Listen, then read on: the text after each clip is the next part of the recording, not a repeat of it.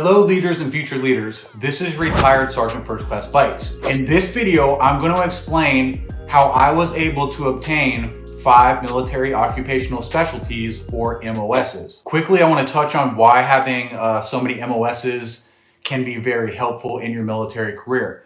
So when it comes to promotions, what your leadership is going to do is they're going to take a look at your military history. What has this soldier done in his or her career? And then they're going to match that up with your peers. And they're going to determine who basically has done more, who has a higher physical fitness score, things like that. So having 5 MOSs and going through so much military schooling just set me apart. And I'm not here to brag at all. My whole goal in this video is to explain to you how I was able to get 5 MOSs and hopefully guide you in the same direction and motivate you to excel in your career. MOS number 1. So when I initially enlisted, I enlisted into the regular Army as an infantryman. So right there, that's my first MOS. I went to infantry school, became infantry qualified, boom, now I'm an infantryman. After I did my 3 years in the Army, I spoke with an Army Reserve recruiter. I told this recruiter that I would enlist as long as I could enlist as an 88 Mike motor transport operator. So being in the infantry, you do a lot of road marching, rucking, and I was tired of doing that. So I thought if I was a motor transport operator, 88 Mike, I would drive everywhere. Not to mention, as an infantryman, you sleep in a hooch most of the time on the dirt with the ants and the spiders and the snakes in a sleeping bag with no cushion. And I seen 88 Mikes, they always had a vehicle that they could sleep in so they never had to freeze or be stuck in the rain. So those two things were things that I thought about when considering joining as an 88 Mike. So the recruiter was like, cool. To the recruiter, it really didn't matter what job I signed up to do as long as I enlisted and they were able to get me as a number in their quota. So I enlist as an 88 Mike in the Army Reserve and I go to Fort Leonard Wood for 88 Mike school. I was offered an accelerated course that was like 3 or 4 weeks long, but I opted out of that and decided to go to the 6-week course because I didn't want to cheat myself out of a full understanding of the MOS. I didn't want to go to a new unit and not fully understand what I was doing in my MOS. So I chose to go to the 6-week course. After 88 Mike school, I reported to my reserve unit in Georgia. The unit was a mess. It was unorganized. The leaders didn't take training serious. I have a video about my time in the reserve. I will link that in the video description. After a couple months in the reserves, my leadership sent me to WLC, which is Warrior Leader Course. Currently, it's called BLC, Basic Leadership Course, and prior to WLC, it was called PLDC, Primary Leadership Development Course. While I was at WLC, I just met some National Guard soldiers who had just completed Ranger School, and they were telling me about the National Guard. Until then, I really didn't know much about the National Guard. I was telling them about my Army Reserve unit and how it was a transportation company and we had no vehicles. So I did not have a vehicle to even do my job. And since I was a prior infantryman with a combat infantry badge, my leadership there basically started putting me in charge to conduct training so they could go bet on college football and NFL games on the weekends. After WLC, I reported back to my reserve unit to find out that the unit was being decimated and I needed to find a new unit to go to. So what I did was immediately reach out to a National Guard recruiter and advise them of my situation. The recruiter told me that I would be able to transfer from the Army Reserve to the Army National Guard as long as my company commander was willing to sign a conditional release, releasing me from the Army Reserve to the Army National Guard. I spoke to my commander. My commander said that was fine because I needed to find a unit to go to anyway. And the closest Army Reserve unit that had 88 Mike positions available was 2 hours away. And the closest National Guard armory to me was like 5 minutes away. So it just made sense overall. Here's how I got my 3rd MOS. Now listen up. I tell this recruiter that I will make the transfer to the Army National Guard as long as I could switch my MOS to 92 Yankee. I said, if I can't switch, then I'm going to stay in the Army Reserve. Now, I really did not plan on staying in the Army Reserve, but this was just a way for me to try to get that 3rd MOS. So that's a tip for you to potentially use in the future.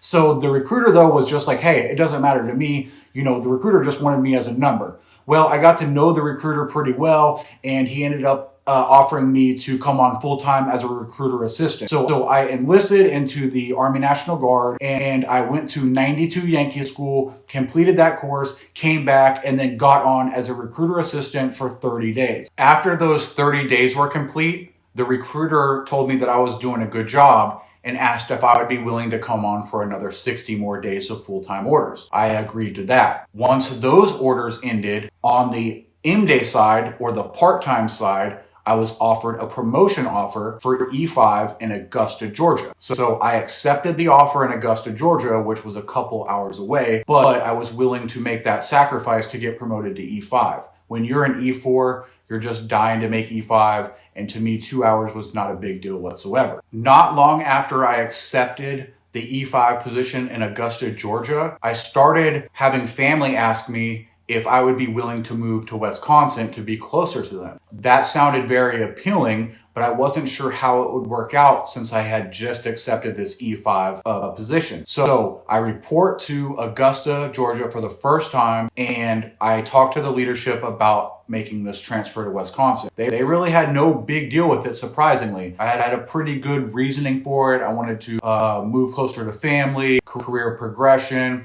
I don't remember everything that I told them, but in those kind of situations, when you're talking to leadership about something important like that, you want to make sure that you go in tactfully and know exactly what you're going to say so that you can get some understanding from your leadership and some empathy. So when you're looking to transfer states in the Army National Guard, you have to reach out to the interstate transfer coordinator in the state that you're trying to transfer to. So in my case, that was Wisconsin. So I reached out to the coordinator and I explained to them that I'm currently in Georgia. I'm looking to transfer to Wisconsin. I gave them exactly where I was trying to transfer to. The interstate transfer coordinator told me that would be no issue. However, for the location that I was trying to transfer to, they had no 11 Bravo slots, they had no 88 Mike slots, they had no 92 Yankee slots. So what they offered me was I could either take an 11 Bravo position about an hour from where I was moving to, or I could take a 74 Delta chemical specialist position in the city that I was moving to. Knowing this would be my fourth MOS, I quickly agreed on the 74 Delta position. Now, I honestly wasn't very excited about being a chemical specialist, but I knew that it was going to at least get my foot in the door in the Wisconsin Army National Guard. And from experience, I knew that I would likely be able to transfer to one of my previous MOSs in the future. So I just wanted to get my foot in the door and get moved to Wisconsin, and then I would figure it out from there. So I enlisted into the Wisconsin Army National Guard and went to the most lovely base on the planet, Fort Leonard Wood, where I'd already been for 88 Mike School. I completed 74 Delta School, and there I was qualified in my fourth MOS. So fast forward about 6 months. I'm working as the chemical specialist for my unit, and one day my readiness NCO calls me to his office. I go in there, and he proposes an offer to be the full-time supply sergeant at the unit. They said I was doing a good job working on the chemical side, and they knew that I was qualified as a 92 Yankee. Our current supply sergeant had some issues going on, some health issues, and he was going to have to step aside, and they needed someone to take over, and they asked me if I would be willing to do it. I said I would absolutely be willing to do it. I had already been talking to them on a regular basis about my interest in working full-time. That's something that I highly encourage you to do. If you're trying to be full-time in the National Guard, you want to bring that to your leadership's attention. If they don't know that's what you want to do, you're never going to get that opportunity. So make sure you're bringing that to them on a regular basis and showing you're motivated. While I'm working full-time as a supply sergeant, I have a recruiter that works in the same armory as me. So on a regular basis, I would talk to this recruiter, we became friends, and it just seemed like he loved recruiting and he was always doing something fun. And he could pretty much write anything off as recruiting. So he would go out golfing on a duty day and he would give out his business cards and talk to people about the Guard. He'd go to the bowling alley. He would go to concerts. He was always doing something fun, and he was really successful as a recruiter. So they continued to allow him to pretty much do anything that he wanted during duty hours because he was successful with what he was doing. Eventually, this recruiter starts talking to me about becoming a recruiter myself. And I had already thought about it. And one of the biggest things that I was considering